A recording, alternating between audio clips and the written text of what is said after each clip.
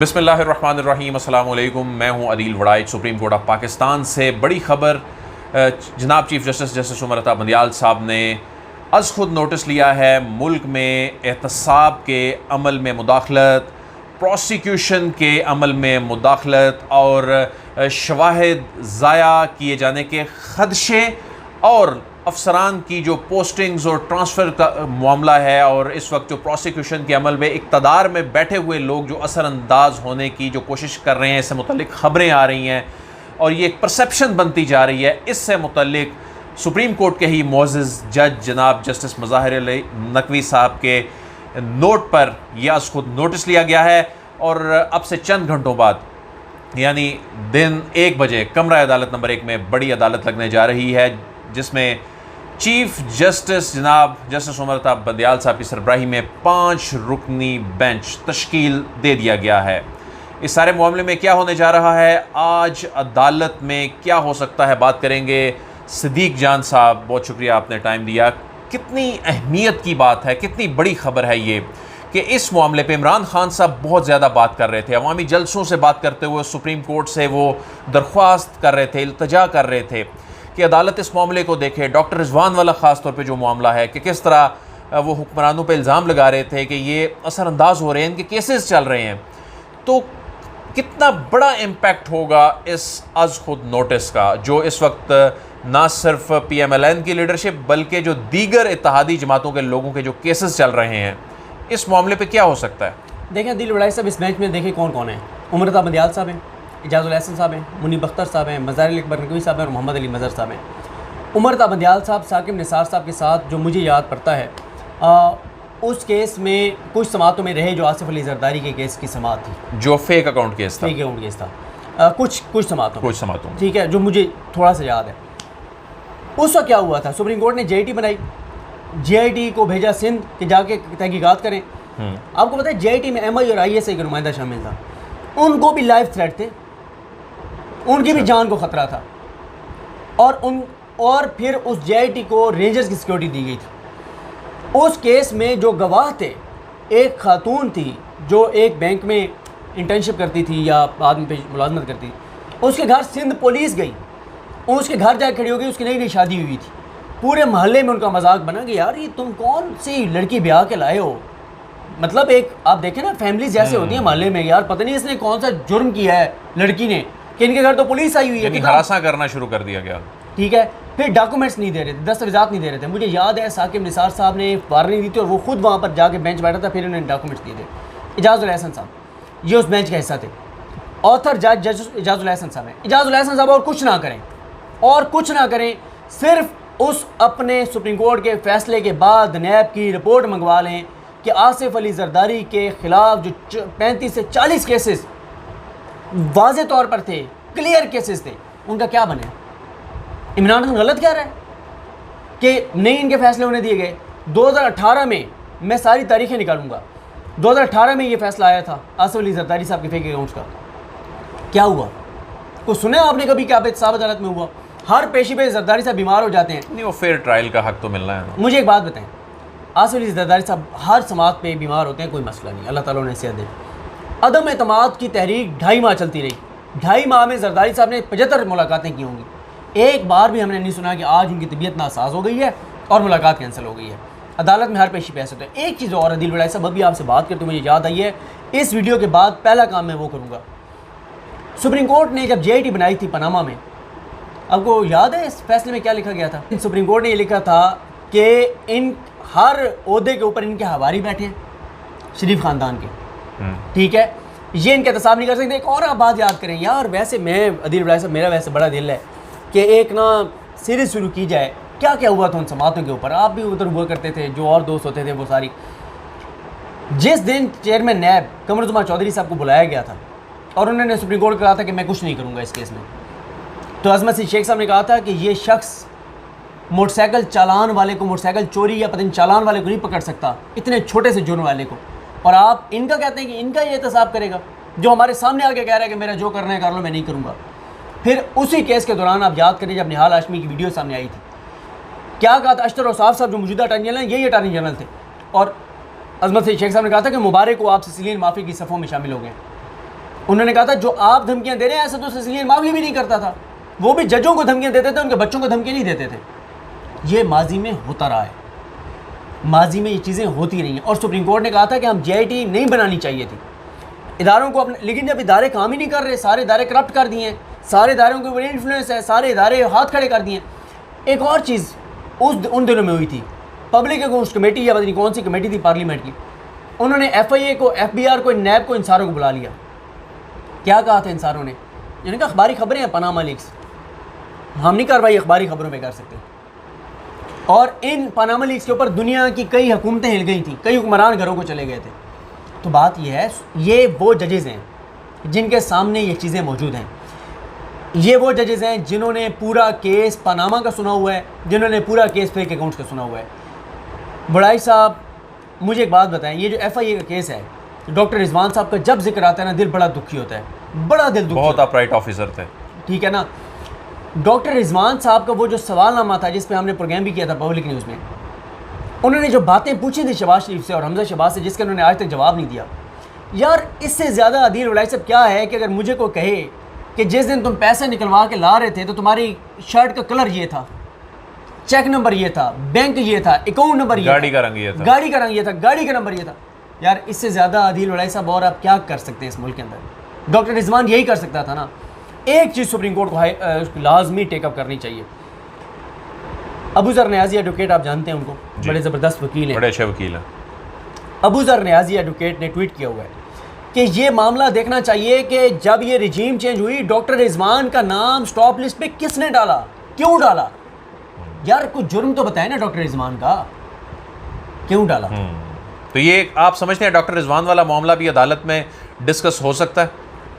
मैं समझता हूँ सबसे पहले होना ही वो चाहिए। यार एक होता है अदील वलाई साहब, आप मुझे धमकी देते हैं और ऑन रिकॉर्ड देते हैं और सबूत मौजूद है, और उसके बाद मुझे कुछ हो जाता है चंद 10-15 दिन के अंदर अंदर, ठीक है, और मेरी दुश्मनी भी सिर्फ आपसे हो और ताकतवर भी आप ही हो, और मुझे आप खुडे लाइन भी लगा दें, मुझे छुट्टी पे भी भेज दें, मेरा नाम भी स्टॉप लिस्ट पे डाल दें और मुझे धमकियां भी दें। और पहले वो हमजा शहबाज जब गए थे, वो सारी रिकॉर्डिंग्स अगर FIA के पास है तो FIA को निकलवानी चाहिए, जो हमजा से सवाल जवाब हुए थे जब हमजा ने डॉक्टर रिजवान को कहा था कि वक्त सदा एक सा नहीं रहता।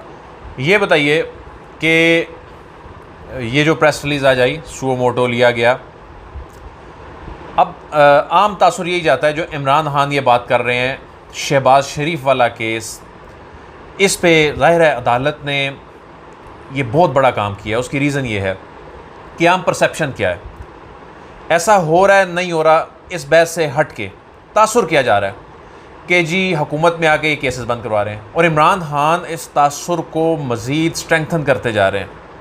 इससे आम आदमी में मायूसी फैल रही थी, सिस्टम से एतमाद उठ रहा था, इदारों से एतमाद उठ रहा था कि जी ये इदारे जिन्होंने काम करना है, जिन्होंने इंसाफ देना है, जिन्होंने प्रोसिक्यूशन करनी है, ये इदारे मतलब ये इस तरह से मामला चलेगा। तो इससे सोसाइटी में बड़ा मैसेज गया। शायद जस्टिस उमर अता बंदियाल साहब को ये अंदाज़ा था कि इस तरह तो लोगों का एतमाद उठ जाएगा रूल ऑफ लॉ से और कानून की हुक्मरानी से, कि ये तासुर जाए कि कोई हुक्मरान बैठ के अपने केसेस ख़त्म करवा रहा हो। देखें अदील वलाई साहब, 3 इदारे हैं।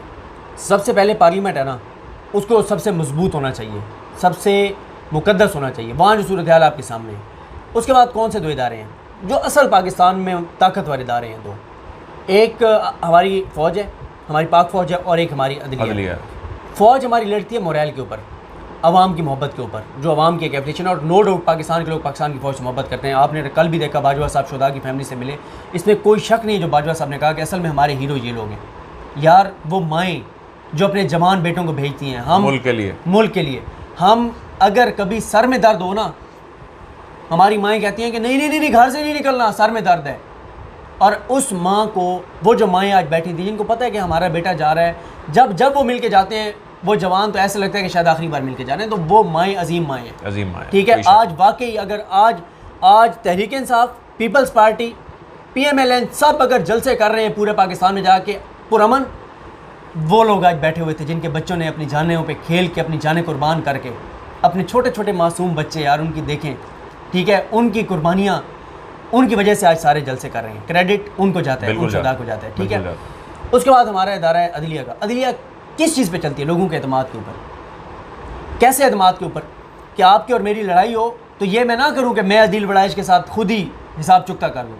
मुझे पता हो कि यार यहाँ पे इस्लामाबाद हाई कोर्ट है, यार यहाँ पे सुप्रीम कोर्ट है, यार मैं अदालत में जाऊँगा, मुझे इंसाफ मिलेगा। जब आपकी अदालतें, जैसे जैसे आपकी अदालतों पे लोगों का एतमाद बढ़ेगा, आपकी पोलराइजेशन कम होगी, लोगों में मायूसी कम होगी, शिद्दत पसंदी, इंतहा पसंदी कम होगी, कत्लो गारतगरी कम होगी, बदला लेना, जुल्म खुद करना, आपकी हर मामला आपके अदालतों में जाता है। और मैं समझता हूँ कि ये बंदयाल साहब ने बहुत बड़ा काम किया है। क्योंकि देखें यार, जो डॉक्टर रिजवान साहब थे वो किसके लिए कर रहे थे? अपनी ज़ात के लिए कर रहे थे, रियासत के लिए कर रहे थे, रियासत के लिए कर रहे थे, पाकिस्तान के लिए कर रहे थे, आपके मेरे लिए, हम सब के लिए कर रहे थे कि यार पाकिस्तान के शहरियों को अगर पैसा लूटा गया तो वापस और रियासत को ऑनरशिप लेनी चाहिए, ऑनरशिप लेनी चाहिए। अगर इन ब्यूरोक्रेट्स के साथ, इमरान खान की बात गलत नहीं है, अगर इनके साथ सुप्रीम कोर्ट नहीं खड़ी होगी, कौन खड़ा होगा यार? ये आसिफ अली जरदारी खड़ा होगा इनके साथ, शहबाज शरीफ खड़ा होगा, राना सरोवर खड़ा होगा, जो आज भी बैठ के धमकियां दे रहा था ब्यूरोक्रेट्स को। और एक चीज़ और, अदील वड़ाई साहब, जिस पार्लियामेंट में इस वक्त सारी वो जमातें बैठी हैं जिनके केसेस हैं, इनको ये जो सारे तड़प और फड़क रहे हैं ना ट्विटर के ऊपर कि जी कानून साजी की कैसे अदालत रोक सकती है, ये चीखें क्यों निकल रही हैं बहुत से लोगों के ट्विटर के ऊपर? इंटरेस्ट, मफाद, मोहब्बत, कुर्बत, नून लीग की। यार अदील वड़ाई नहीं, ये बहुत से लोग जो हैं ये ओहदेदार तो नहीं हैं, लेकिन ये तज्जियाकारी के नाम पे, सहाफ़त के नाम पर क्यों इतनी तकलीफ़ इनको? क्या मसला क्या है? देखें, इनका मसला ये है कि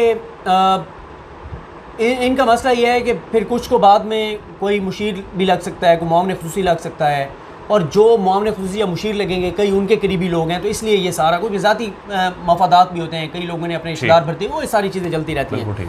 और वैसे कुछ लोगों की वैसे बड़ी एफिलिएशन है, और कुछ लोगों को मैं बिल्कुल सपोर्ट करता हूँ जो ये समझते हैं कि यार नवाज शरीफ साहब जो है ना, उनका तरक्की का मॉडल हमें पसंद है। वो कहते हैं वो पुल बनाते हैं, वो मेट्रो बनाते हैं, वो मनसूबे तरक्याती करते हैं, खाता है तो लगाता भी है, वो कहते हैं हमें ये मॉडल पसंद है। तो ये इसमें गलत नहीं है।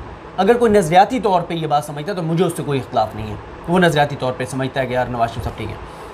तो ये वजूहात हैं, लेकिन ये उमर बंदयाल साहब का जो फ़ैसला है, मैं समझता हूँ ये उन्होंने पाकिस्तान पर एहसान किया है, और उन्होंने जो अपना उनका हलफ है, ये ज़ाहिर है उमर अताब बंदयाल साहब, जस्टिस मुनीब अख्तर साहब और ये जो दीगर जज साहिबान हैं, ये आइन और कानून की हुक्मरानी के मुहाफ़िज़ ये जज साहिबान हैं। इन्होंने हमेशा इस मामले पे, जहाँ जब इस तरह के जज साहिबान देखते हैं कि सोसाइटी में कोई ऐसा तासुर जाए अदलिया से मुतल्लिक, तो हमेशा कौम की, अवाम की उम्मीदों पर, आइन और कानून के तकाज़ों पर ये हमेशा पूरे उतरने वाले जो लोग हैं। लेकिन सदीक जान साहब, ये बताइएगा कि इस सुओ मोटो नोटिस के बाद ज़ाहिर है बहुत सारे मामलात में ये जब ये निचली अदालतों को या प्रोसिक्यूशन में उन टीमों में काम करने वाले लोगों को ये मालूम होगा कि ऊपर अदालत देख रही है, मामले का नोटिस ले रही है, तो इसका क्या इम्पेक्ट पड़ेगा? फिर ये इतना आसान तो नहीं होगा। फिर शहबाज शरीफ साहब वाला जो मामला है, फ़र्द जुर्म वाला मामला है, अभी तक लटकता आ रहा है, तो ये चीज़ें एक्सपीडाइट हो जाएंगी। सर मैं एक बात कहता हूँ, और ये बात मैंने क्या कहनी है, ये हमारा कानून भी कहता है, आइन भी कहता है, और सबसे बढ़ के हमारा इस्लाम भी, दीन भी कहता है कि फ़ेयर ट्रायल का हक़ सबको होना चाहिए। 99 गुनहगार छूटते हैं, छूट जाएँ, एक बेगुनाह को फांसी नहीं लगना चाहिए, सज़ा नहीं होनी चाहिए, इस्लाम ये कहता है। लेकिन यार जहाँ पे चीख के शवाहिद बता रहे हों, दस्तावेज़ी सबूत मौजूद हों, वहाँ पे अगर फ़र्द जुर्म आयद नहीं होगी तो लोगों का गुस्सा बढ़ेगा ना अदालतों के ऊपर। मेरा ख्याल है कि अब फ़र्द जुर्म आयद होगी, अब ये मामला चलेगा। और एक चीज़ मैं कहूँगा, उमर अताब बंदयाल साहब को ज़रूर टेकअप करनी चाहिए, सानिया मॉडल टाउन का केस। जब गुलजार साहब चीफ जस्टिस पाकिस्तान बने थे ना, शुरू में उन्होंने ऑर्डर दिया था कि 3 माह में लाहौर हाई कोर्ट फैसला करे JIT के ऊपर। आज तक वो JIT के ऊपर फैसला नहीं उसका। ये मामला सुप्रीम कोर्ट को देखना चाहिए। बहुत बहुत शुक्रिया सदीक जान साहब। नाजरीन, आपको कल सुप्रीम कोर्ट ऑफ पाकिस्तान की प्रोसीडिंग के बाद भी अदालत के बाहर से आगाह करेंगे। अदील वड़ाइश को, सदीक जान को इजाज़त दीजिए, आपसे फिर मुलाकात होगी। अल्लाह हाफ़िज़।